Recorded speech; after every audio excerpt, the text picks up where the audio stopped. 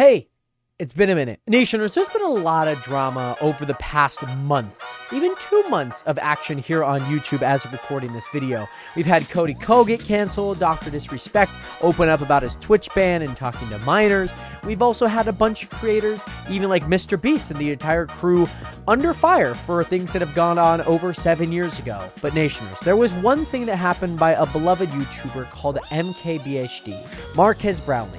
In 2020, when the pandemic was going on, he received an email from the FBI, but he's now uploaded a video titled My FBI Declassified Story. Now, this is kind of weird because I don't think we've ever had anything like this within the YouTube sphere, unless we're dealing with like people putting engines on skateboards and potentially building a drone missile that they did not mean to.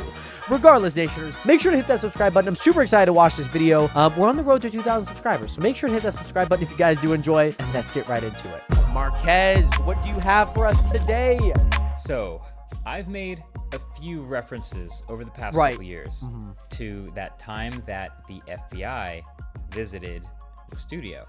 Feels and weird to I say was that. asked not to talk about that for what I feel like are pretty obvious reasons. Okay. So for years, I haven't. But it turns out I am now finally able to tell that story. Okay. So... Right. June 24th, 2020 at 10 a.m. You get an email. It says, yo, this is the FBI at FBI.gov. You know that, like, this is real. Like, I'm sure, like, big YouTubers or, like, people, like, celebrities, if they have an email, they probably get, like, a bunch of spam emails that, pretend to be some government official, which I'm sure is illegal, but I guess if you don't get caught, it's kind of hard to prosecute them in any way. Regardless. Here we are. So for those of you who don't know, we have a studio here, and it's in a larger building with New Jersey. more tenants in it, obviously. It's like an office building. It's not exactly like an office building, but, there's a front desk and security and all that. And I've been in this building long enough that we have a pretty good relationship with them. So we have this one rule, basically. So there's the guy at security at the front desk. We'll call him Bob, just for this, but Bob and I have this one rule, which is that if anyone... I'm sorry. He's about to explain the rule, but why is it when anyone needs to come up with a name, Bob? It's just Bob. Ever shows up at the front desk and asks for me,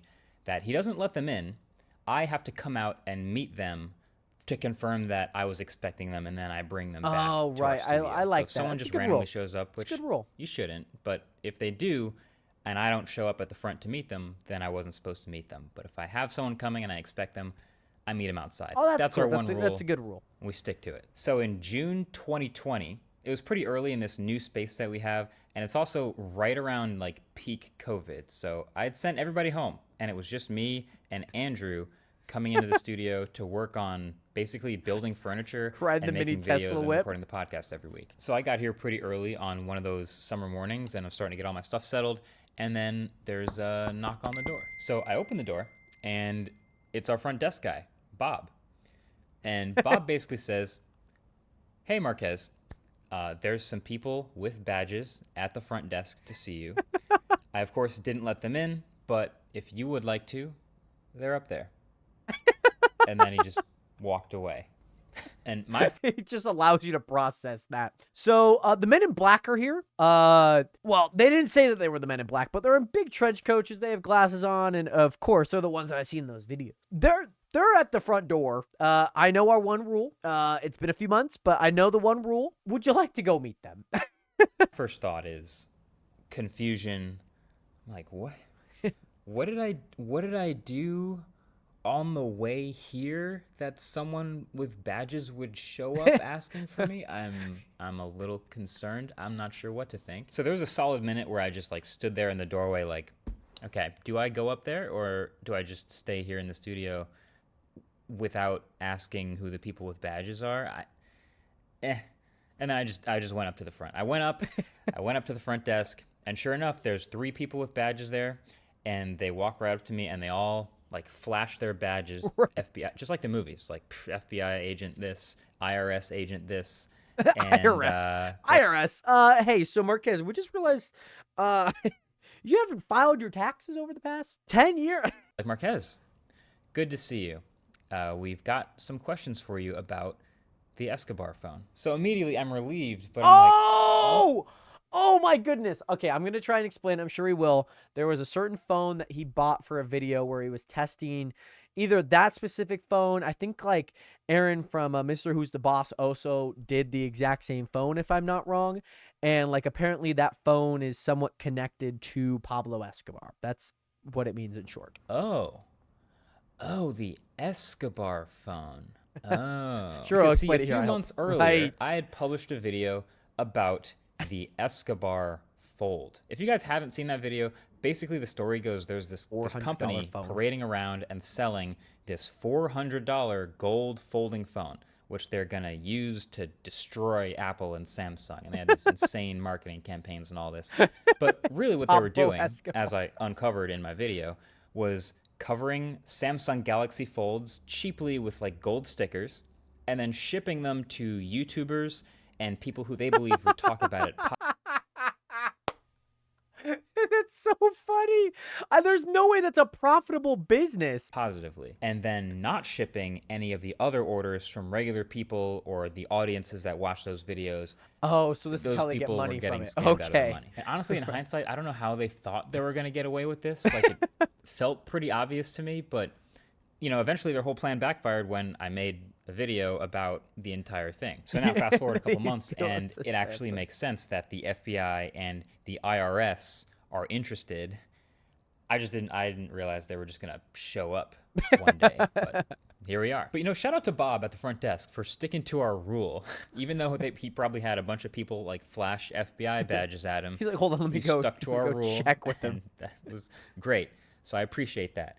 But yeah, so I came out, I brought them back to our spot, and they basically then had a bunch of questions about that video and the process of dealing with that company in any way, like any and all communications that I had with them, any email I'd ever sent or received from them ever. They wanted everything. And actually, it was funny. Another tidbit is Andrew at the time had just started running the business email account here. And That's funny. when they were asking, like, has anybody else on your team possibly ever been in email communication with this company?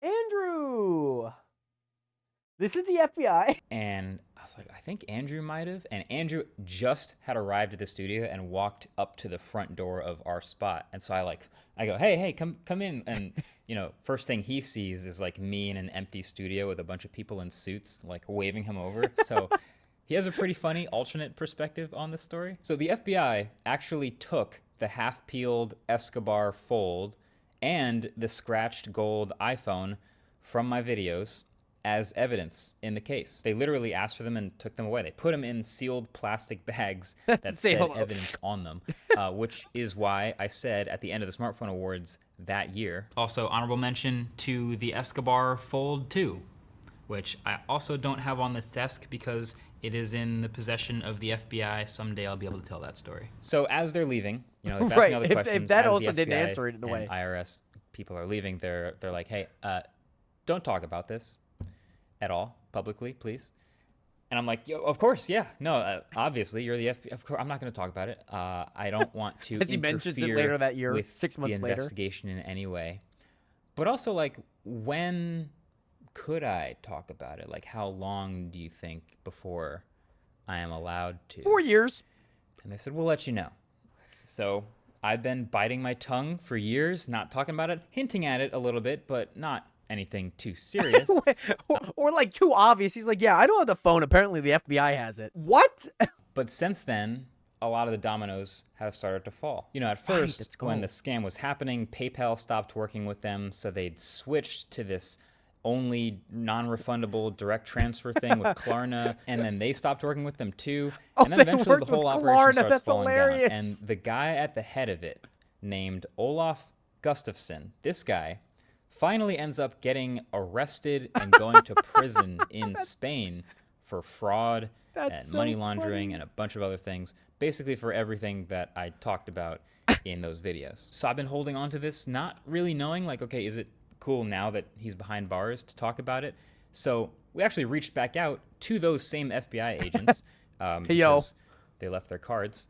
And they're like, oh, yeah, no, it's cool now to talk about it. You're totally fine. Right. So there, unfortunately, is no footage of any of this incident.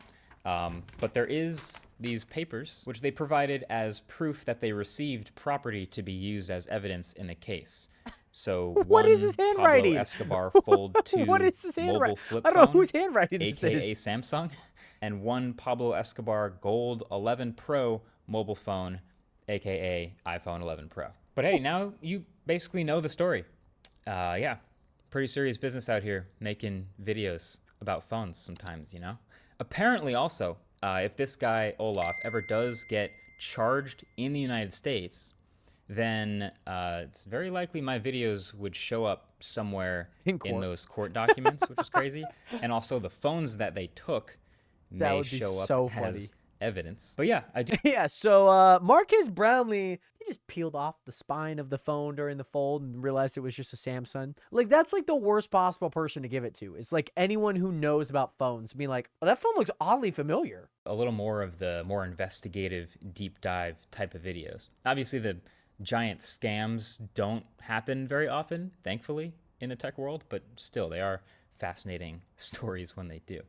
By the way, that's not the only encounter that we've had with the FBI in running this YouTube channel, but that's another story for another day. But hey, if you want more fun stories like this one, let me know in the comments. But also, the latest episode, the bonus episode of the Waveform podcast, is just stories like this one from the past couple years at the studio. A whole story time episode. So go over there and subscribe and watch that. Make sure to subscribe to Marquez. I'll leave a link down to the original video and obviously the subsequent videos where you can watch some of the bonus episodes of the FBI story and more stories like it. Nationers, make sure to hit that subscribe button down below as well. Let me know if you guys have ever had the FBI run up on you in the middle of a warehouse right as you're about to clock in. I feel like that's an experience that every single person on this planet has at least experienced once. So let me know your FBI Declassified story down below. And thank you guys so much for watching. Subscribe!